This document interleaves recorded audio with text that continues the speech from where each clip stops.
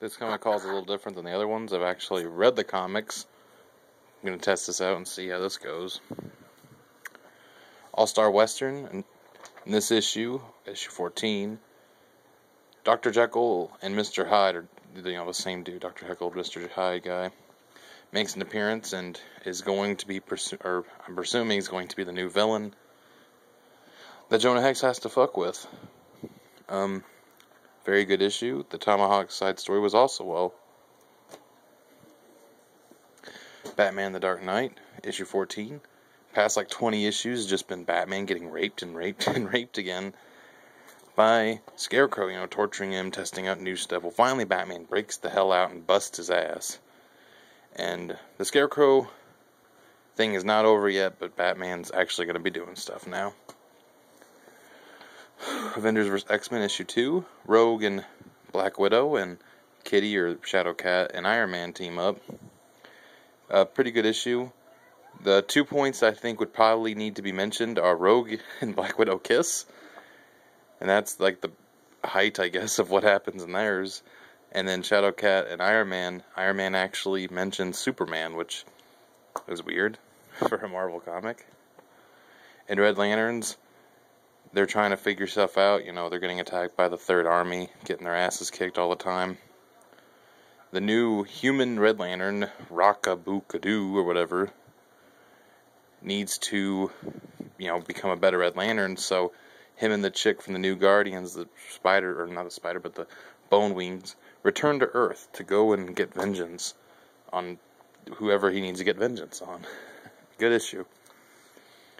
Superman, Hell on Earth, or Heel, or whatever the hell you want to say. It's going to be the new big thing for Superman going on. Some long-lost dude from Krypton is like, yo, Superman, let's be friends, or something like that. And Superman's like, fuck you, no. There's a crossover with Superboy and Supergirl, which is the first time I've seen them in comics. I don't read Superman or Superboy or Supergirl. I don't plan on, but this is still a good issue. You don't have to read the others to understand what's happening. Good issue. Before Watchmen, Ozymandias, very good. Shows what he's doing and leads up to a big part in the book and the movie. Only 2 more issues left. And then Silk Spectre, which was way better. Had a lot more story to go on. Lots of... for some reason this is just a little more interesting, even though he's the smartest man in the world. I guess I'd rather read what a teenage chick in the 60s is doing. Not even bother reading the pirate story at the end. I don't know what's happening. Don't give a shit. It's horrible. Who cares? Aquaman, The Throne of Atlantis. Prelude is going to start with Justice League and Aquaman. Talking about what's going on there. Pretty good issue to kind of wraps up the last issue with Black Manta being an asshole. And, Aquaman talks to his apparent brother, who is the king of Atlantis right now. Good issue. Not really much happens, just kind of sets it up. And previous villains from the last arc of the Aquaman series come back. Big sharp teeth dudes with Piranha Men. The Flash, Gorilla Grodd's kicking fucking ass, beating the shit out of everything. And Captain Cold and all those other dudes are fighting, and Flash, and pretty hardcore stuff happens. Good issue. Keep forgetting. These are mostly issues 14. I think everyone's been issue 14 besides, other not DC 52. Thor issue 2. It's awesome. Focuses more on past Thor, because in the last issue it had a little bit of present, a little bit of past, and a little bit of future. They kind of show what, future and present Thor are doing, but mainly it's, past Thor and him with the God Killers, and, there's a part with him trying to pick up the hammer, and he's like, fuck, I can't, because I'm not worthy enough, he still has that big axe. Good issue. Batman Incorporated 5, fucking badass issue, probably the best one yet of Batman Incorporated.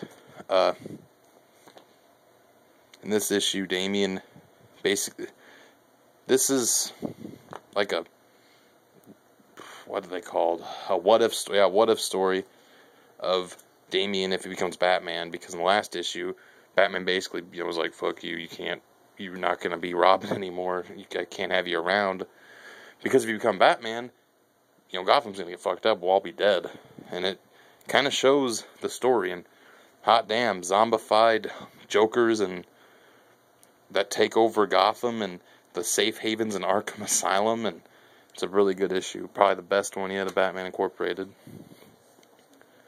All New X-Men issue 2, wasn't bad.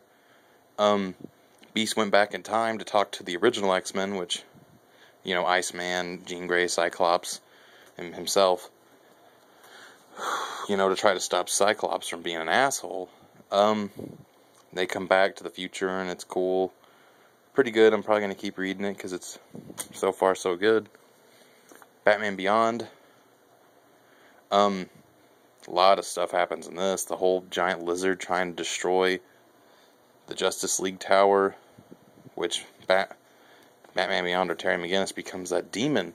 The dude from Demon Knights, that Jason Blood turns into, whatever his face is, the fire dude. He becomes him and kicks ass. And, he's going, in another story that's going on is him with all the Jokers going around blowing up Gotham City. And, shows Bruce Wayne and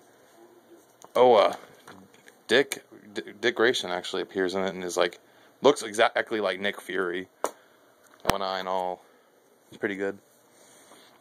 Been waiting for Uncanny Avengers issue 2 to come out forever. They've already been advertising issue 3, which I was pissed off. I'm like, did I miss issue 2? No, just Marvel likes to jump the gun a bit. Really badass. As of last issue, Red Skull stole Xavier's freaking brain and is warping people's minds. Lots of hardcore stuff happening. Red Skull being a dick. I'm glad to finally read. This is the first, I guess, series you could say that I'm reading that has the Red Skull as the main villain. And then TMNT. That big ass turtle with the black mask. I forget his name. Probably something that is ugh. But yeah, they have to kick his ass, and Leo's all shit, man. And they get their new digs that everyone's recognized from all the Turtle movies, that subway thing. Ooh! That's it.